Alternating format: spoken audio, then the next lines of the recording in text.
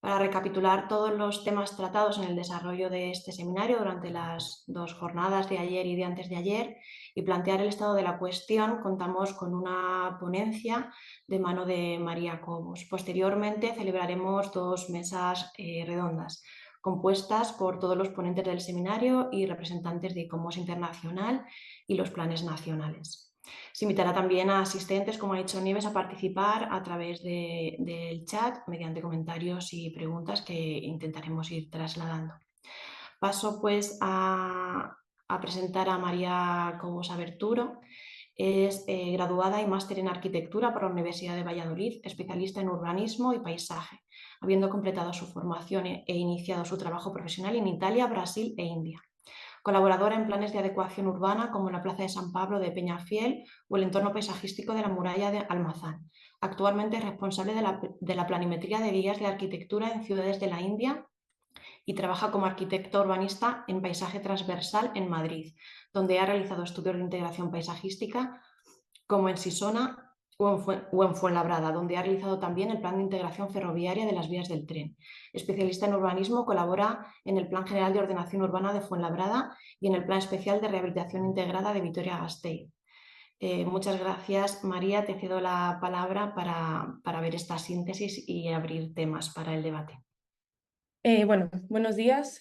Muchas gracias a todos los asistentes, conferenciantes y todo el equipo que ha organizado el seminario. Voy a realizar una breve intervención en la que he intentado recopilar todas las líneas tan interesantes y tan complejas y tan profundas que se han presentado estos días, e incorporar también algunas de las dudas que han ido surgiendo de los debates que se han ido proponiendo a lo largo de las charlas. La idea es que este resumen sirva de mapa para organizar el debate, que sirva para refrescar conceptos que se han dicho y que todos los participantes tengan en mente este esquema que nos podemos saltar en cualquier momento. Bueno, en todas las conferencias creo que se ha contestado a la pregunta que plantea el seminario, cómo actualizar el concepto de buffer zone. Y se ha contestado desde distintos puntos de vista, que han variado en función de la especialidad de cada ponente, la situación geográfica de la intervención y la escala de la fortificación estudiada. He intentado organizar todo el conocimiento compartido en 3 grandes preguntas. ¿Cómo definir los valores y atributos? ¿Cuáles son las amenazas y problemáticas a las que nos enfrentamos? ¿Y cómo proteger estos valores? A la primera pregunta se responde principalmente a través del estudio, a la segunda a través de la experiencia y la tercera tiene la intencionalidad de ser más propositiva y motivar el debate, aunque todas en realidad seguro que nacen de la propia experiencia de los ponentes. Bien, contestando a la primera pregunta, cómo definir los valores y atributos, creo que se han utilizado 3 estrategias. La primera es definiendo, la segunda categorizando y la tercera contextualizando.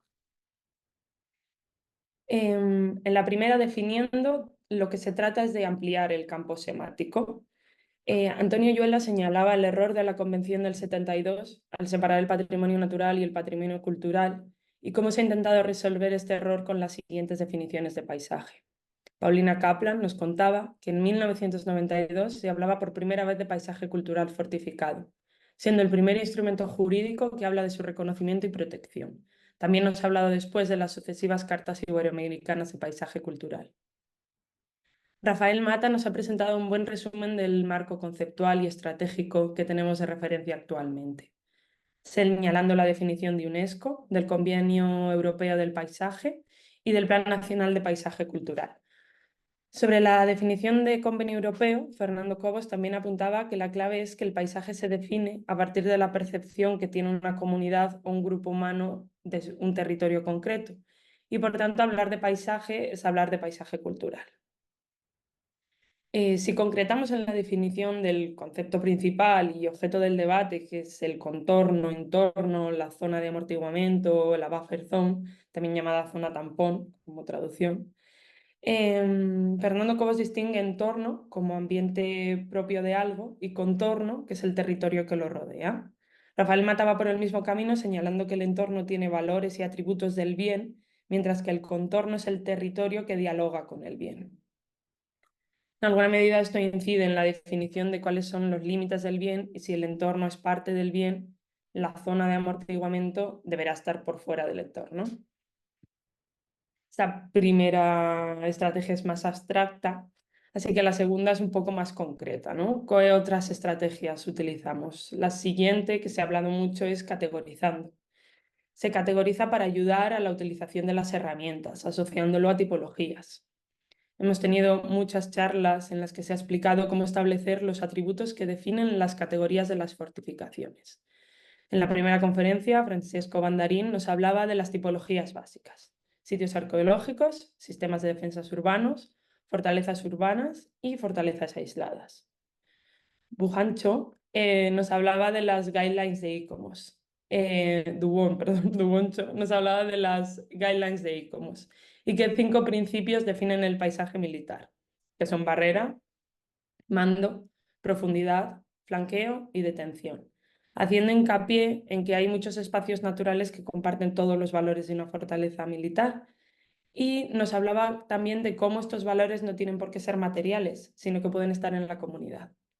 Shikha Jain, tomando como ejemplo las fortificaciones de Rajasthan y Maharashtra, nos hablaba de la categorización de la fortificación de la India, que incluyen directamente la definición, el medio en el que se ubican: fuertes de tierra, de desierto, de bosque, haciendo aún más indivisible esta relación con las defensas naturales, con el clima y con la cota, para llegar a comprender el entorno no como ámbito de la fortificación, sino como la propia fortificación.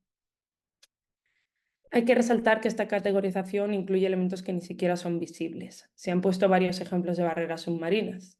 Quizás la más llamativa es la de Cartagena de Indias, que nos ha explicado Ricardo Alberto Zabaleta, y cómo sigue condicionando el tráfico marítimo actual. Siguiendo esta misma línea, Camille Thomas y Alma Zammarbile, cuando nos explicaban la metodología aplicada a la protección de Boban, diferenciaban las distintas estrategias a aplicar en función del medio natural donde se insería el fuerte. Se ha hablado de otros tipos de categorización. Paulina Kaplan nos hablaba de paisaje activo, paisajes culturales asociados y paisaje cultural fortificado, que dependía si el proceso de evolución estaba activo o no. José Simón Gornes nos ha puesto un buen ejemplo de fortificación con un pasado histórico relevantísimo a nivel internacional y que en la actualidad sigue siendo base militar cuando ha explicado la evolución histórica del puerto de Mahón. Antonio Lluela nos hablaba de cómo se había profundizado en la idea de paisajes territoriales, definiendo territorio, memoria, artificio y lugar. Otra de las clasificaciones que se ha utilizado es la de sistemas fortificados propios o impropios. Fernando Cobos distingue los propios como aquellos que tienen una estrategia propia y permiten reconocer todas las partes, aunque hayan desaparecido. Es una visión sincrónica del funcionamiento del sistema fortificado, que también usa Juan José Fondevilla en su análisis. Pero como apunta David Gallego, el territorio conserva fortificaciones no coetáneas, y en este aspecto de transformación y enriquecimiento diacrónico se ve claramente en los ejemplos de Cartagena y de Mahón.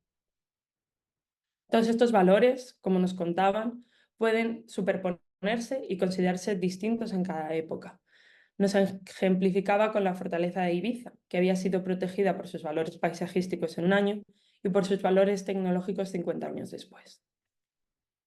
Hay una última forma de clasificar los paisajes fortificados, es considerando aquellos que conforman un tipo de paisaje específico, fuertes en diferentes lugares del mundo que comparten un periodo histórico, una forma de implantarse en el territorio y por lo tanto también unas características técnicas, arquitectónicas y paisajísticas, pese a estar en distintos continentes. Bien, la última estrategia que damos para definir esta primera pregunta sería contextualizando, para poder definir un límite del entorno. Voy a hacer un repaso de las distintas capas de entorno que se han mencionado en los estudios y que han sido presentados por los ponentes. La primera y más inmediata sería las propias fortificaciones, las modificaciones del terreno que la fortificación ha realizado, como el desmonte de los terrenos en el fuerte de la Concepción, teniendo en cuenta que el glacis es parte del bien. Esto está definido por los alcances de artillería, como ha explicado José Antonio Martínez, con ejemplos de planos de las zonas de influencia de la artillería que dejan claros sus valores tecnológicos. Siguientes serían variables orográficas y geográficas, que se han repetido en tantos ejemplos: la importancia de la prominencia visual y la importancia del lugar del mundo en lo que ocupan. las variables geomorfológicas, la relación directa de las fortificaciones con el tipo de roca resistente de los sustratos, la hidrografía, y no solo evidente como los ríos o las bahías, sino dónde se ubicaban los surgentes o un manantial o incluso dónde se colocaba la puerta del agua de una ciudad. La relación intervisual y perceptiva, que se ha estudiado a través de la intervisibilidad, teniendo en cuenta parámetros que se han hablado como la nitidez. También se ha hablado de una herramienta clave para la definición del entorno, las cuencas visuales, que se debe realizar desde el estudio del contexto histórico. Albazamarvide hablaba de introducir la idea de entorno distante. Las capas históricas, el parcelario, la actividad agrícola, ya que no se entiende el paisaje sin estudiar las particiones de los procesos históricos que han generado, como en el caso de Trujillo. Las rutas comerciales, los caminos, las vías pecuarias, tan importantes en el ejemplo del castillo de Cumbre de San Bartolomé. En esta misma ponencia se introdujo un concepto muy interesante, los índices de resistencia al tráfico. Cómo es de difícil de moverse por un lugar condiciona mucho la percepción que tienes de él. Y me quedan dos últimos, que son la población, los fenómenos históricos y sociales que han ido modificando el paisaje y lo modifican en este momento presente, porque el paisaje es siempre una percepción de la población y quien ataca y quien lo protege no tiene la misma percepción. Se ilustraba de manera muy directa con la diferencia entre el dibujo del ingeniero portugués y el español de Almeida. Y sobre todo que hay que conocer la relación simbólica que tiene la población con el bien. Se ha resaltado la definición de carácter como aquello que singulariza y que la población lo percibe, lo que percibe la población es el carácter. Bueno, y por último, el arte. Podríamos, por ejemplo, incorporar en esta categoría el patrimonio mueble asociado a estos monumentos, pero si algo se ha enseñado en este seminario han sido planimetrías y cartografías. Hemos visto muchísimos mapas. Nos sirven para tener un análisis histórico y para comprender cómo se entendía el territorio desde un punto de vista militar y de gestión, pero estos planos históricos son también parte de la cultura material e inmaterial asociada a este bien. También se ha hablado de poesía y de pintura, sobre todo de esto último, porque la pintura refleja la percepción del paisaje que se tenía en un momento determinado y es clave para entender la evolución de esta percepción. Un ejemplo en la que se ha expuesto de las acuarelas desde el Berrocal de Trujillo. La pintura tiene además una característica muy importante a la hora de definir un paisaje, y es que es mucho más inclusiva que un plano. Bien, pasamos a la segunda pregunta. ¿Cuáles son las amenazas y problemáticas a las que nos enfrentamos? He intentado recoger los problemas que habéis ido enunciando estos días. Seguro que falta alguno que podéis incluir en el debate. Uno sencillo serían los problemas tecnológicos, los fenómenos climáticos a los que se enfrenta la conservación, que llevan siendo una preocupación histórica, como en La Habana los huracanes o el Frente Marítimo de Cartagena de Indias. Y uno más amplio, en el que he metido muchas cosas de las que se han dicho, es la falta de protección. Bueno, la más sencillo es que hay lugares que siguen sin estar inscritos en listados de patrimonio. El siguiente problema que habéis mencionado es que las protecciones tradicionales no son una herramienta suficiente. Los límites que se han fijado pueden tener que variar o no puede, y esta línea que se ha fijado no puede ser limitante, y sobre todo porque se ha definido sin un estudio previo. Nos han hablado sobre este tema al reformular el gobierno francés el entorno de protección de Vauban. Nos han hablado del caso de Almazán, pero también se ha hablado de la reformulación de la protección de los Vic en Montiel. Bien, otro de los problemas sería que no está medida la fragilidad de los paisajes, el impacto que tienen los nuevos desarrollos, la colocación de infraestructuras, de sistemas de energía eólica o paneles fotovoltaicos. No hay instrumentos para planificar dónde es el mejor lugar para colocarlos con un control del impacto paisajístico. Los límites de la ordenación territorial y política están demasiado atomizados como para ser capaces de gestionar sistemas fortificados que generalmente abarcan varios municipios. David Gallego ponía un buen ejemplo de esto con los planos del territorio de las órdenes militares. Se planteaba la siguiente pregunta: ¿cómo repartir responsabilidades a esta escala? Y por último, las herramientas de gestión del territorio, tradicionalmente planes urbanísticos, también son insuficientes, se ven sobrepasadas, como bien han ejemplificado Iris Oliveiros y Rodrigo Canal en su presentación. Francesco Bandarín incidía en que el paisaje cultural debe definir sus propias herramientas, y esa es la clave de su ampliación y desarrollo. He colocado en otro gran bloque de amenazas la falta de concienciación de las instituciones públicas o de la población, y viendo que se genera por dos factores y se traslada en que la protección patrimonial se vea como un obstáculo para el desarrollo urbano y económico. Esta falta de concienciación puede venir derivada de la falta de conocimiento y, por tanto, la necesidad de una tarea didáctica, pero también puede venir derivada del conflicto ideológico que generan las comunidades el patrimonio militar, ya porque el conflicto sea reciente y, por tanto, sensible, como señalaba José Antonio Martínez cuando hablaba de las baterías de costa, porque el conflicto siga abierto, como exponía Duboncho, hablando de la península coreana, o como comentaban en una de las preguntas que se dejó sin tratar el primer día, que haya un rechazo de la sociedad que habita actualmente esos lugares cuando las fortificaciones representan un dominio colonial. Bien, el último problema que creo que se ha hablado, igual menos, pero se ha hablado, es la intangibilidad. ¿Cómo establecer unos criterios objetivos si no todos los valores del paisaje o del entorno ni todos sus atributos son tangibles? Se han puesto en el mapa cientos de elementos como ejemplos, Cartagena y Mahón. Se ha incidido en la catalogación de los restos arqueológicos. Se han desplegado diversas metodologías para definir los atributos físicos y funcionales en el territorio, pero también se ha hablado de otros valores y atributos no materiales o muy poco materiales, como por ejemplo las varias referencias que se han hecho a los paisajes asociativos. Bien, vamos ya a la última pregunta. Que se ha ido respondiendo a través de experiencias, a través de ideas, a través de preguntas. He intentado organizarlo en un par de herramientas y unos conceptos transversales que tendrían que aplicarse a todas estas herramientas. La primera son las herramientas técnicas. El gran protagonista ha sido los sistemas de información geográfica. En este punto, Juan José Fondevilla y Antonio Yuela han explicado de manera muy extensa todas las posibilidades que ofrecen estas herramientas. Incluso Juan José Fondevilla nos hablaba de la cartografía predictiva, que también ha sido mencionada por David Gallego desde el punto de vista del interés arqueológico.